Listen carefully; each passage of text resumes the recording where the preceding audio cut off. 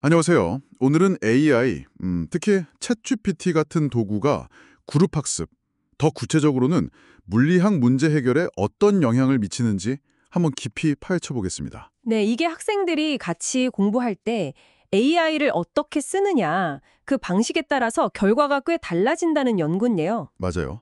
학생 그룹별로 AI 접근 방식을 좀 다르게 해봤더니 흥미로운 결과가 나왔다고 해요. 혹시 당신도 AI 그냥 편하게 많이 쓸수록 무조건 좋다고 생각하시나요? 아마 많은 분들이 그럴 수 있죠. 근데 오늘 살펴볼 내용은 그게 꼭 그렇지만은 않다는 걸 보여줍니다. 네, 핵심 질문은 결국 이거 같아요. 학생들이 서로 협력하고 또 깊이 생각하는 그런 학습의 본질을 지키면서 어떻게 이 강력한 AI 도구를 잘 쓸 수 있을까 하는 점이죠. 맞습니다. 이번 분석은 그저 더 많이가 항상 더 좋은 것은 아니라는 좀 놀라운 통찰을 제공합니다. 자, 그럼 연구 내용을 좀 더 자세히 보죠. 연구진이 학생들을 네 그룹으로 나눴다고요? 네, 첫째는 AI 없이 그냥 자비들끼리 협력하는 그룹. 둘째는 각자 개인적으로 AI를 무제한 쓸 수 있는 그룹. 아, 개인별로 무제한. 네, 그리고 셋째는 팀당 공유기기 하나로 AI를 쓰는 그룹. 마지막 넷째는 먼저 10분 동안 자기들끼리 토론하고 나서 그 다음에 공유기기로 그것도 횟수 제한을 두고 AI를 쓰는 그룹이었어요. 오, 조건이 꽤 다양하네요.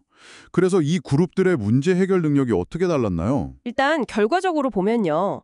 네 그룹 모두 혼자 풀 때보다는 함께 작업하면서 점수가 오르긴 했습니다. 협력 자체가 도움이 된 거죠. 그건 그렇겠죠. 근데 가장 흥미로운 점은 AI 접근이 좀 제한되었던 그룹들 있잖아요. AI가 아예 없던 그룹보다 문제 해결 점수가 훨씬 더 크게 향상되었다는 겁니다. 오, 정말요?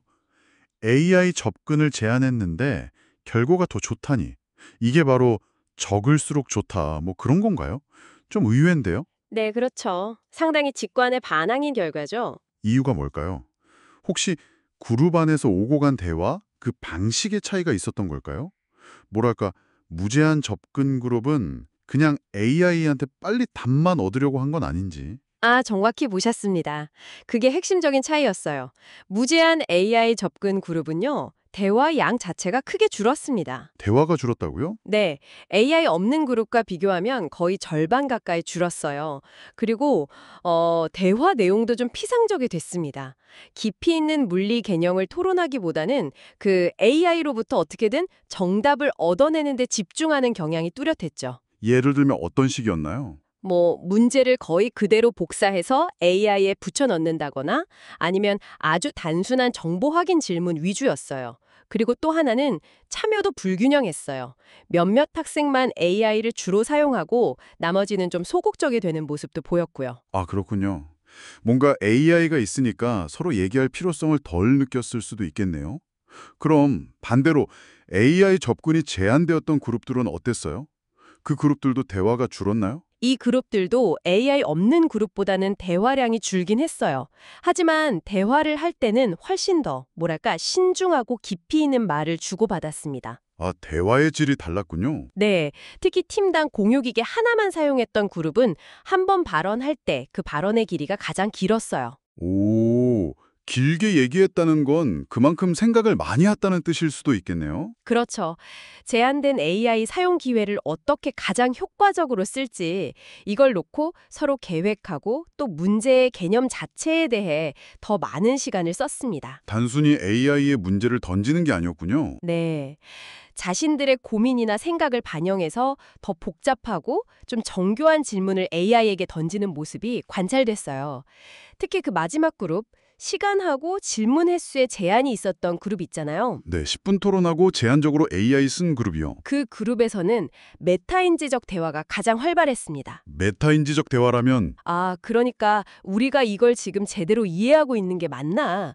어떤 방식으로 접근해야 제일 좋을까? 뭐 이건 식으로 자신들의 생각하는 과정 자체를 점검하고 조절하는 그런 대화 말입니다. 와, 이거 정말 흥미로운데요? 그러니까 제약이 있으니까 오히려 더 머리를 맞대고 으쌰 으쌰 하면서 전략적으로 생각하게 된 거네요? 맞아요.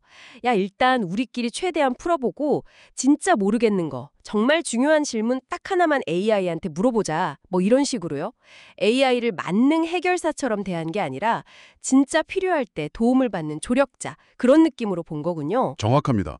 이런 구조화된 접근 방식이 학생들이 자기 생각하는 과정을 그냥 AI한테 다 떠넘겨버리는 것, 이걸 막아준 거죠. 일종의 인지적 외주를 방지했다고 할까요? 인지적 외주, 재밌는 표현이네요. 네. 대신에 동료들과 토론하고 또 AI를 어떻게 활용할지 계획하는데 인지적인 자원을 더 균형 있게 쓰도록 유도한 겁니다. AI가 협업을 대체하는 게 아니라 보강하는 도구가 된 거죠. 어떻게 AI를 쓸지 같이 고민하는 과정 자체가 또 다른 학습이 된 셈이네요. 그렇습니다. 그 과정에서 자신들의 학습에 대해 더 깊이 생각하게 된 거고요.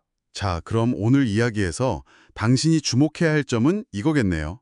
단순히 모든 사람에게 AI를 무제한으로 쓰게 하는 것만이 협력 학습의 최선의 방법은 아닐 수도 있다는 것. 네, 맞습니다. 오히려 AI 사용 방식에 대한 약간의 구조 또는 가이드라인 같은 게 있을 때 더 깊은 참여와 더 나은 결과를 가져올 수 있다는 거죠. 그렇죠. 그게 핵심입니다. 이런 접근은 학생들이 그냥 수동적으로 정보만 찾는 것에서 벗어나서 AI와 함께 좀 더 능동적이고 전략적으로 협력하는 방식으로 전환을 유도하는 효과가 있는 것 같아요. 교육 현장에서도 시사하는 바가 트겠어요? 네, AI를 교실에 도입할 때 그냥 마음껏 써라 하기보다는 예를 들어 사용 전에 충분히 토론할 시간을 준다거나 아니면 팀별로 공유기기를 쓰게 한다거나 하는 구체적인 가이드라인을 고민해 볼 필요가 있다는 점을 보여줍니다. 자, 그럼 마지막으로 당신에게 질문 하나 던져보면서 마무리할까 합니다. 오늘 살펴본 것처럼 AI 접근을 구조화하는 것이 물리학 학습에 도움이 되었다면요. 혹시 이런 식으로 의도적으로 제약을 좀 두는 방식이 학교 같은 공식적인 학습 환경 말고 당신이 개인적으로 무언가를 배우거나 어떤 문제를 해결하려고 할 때도 유용하게 적용될 수 있지 않을까요? 한번 생각해 보시면 좋겠습니다.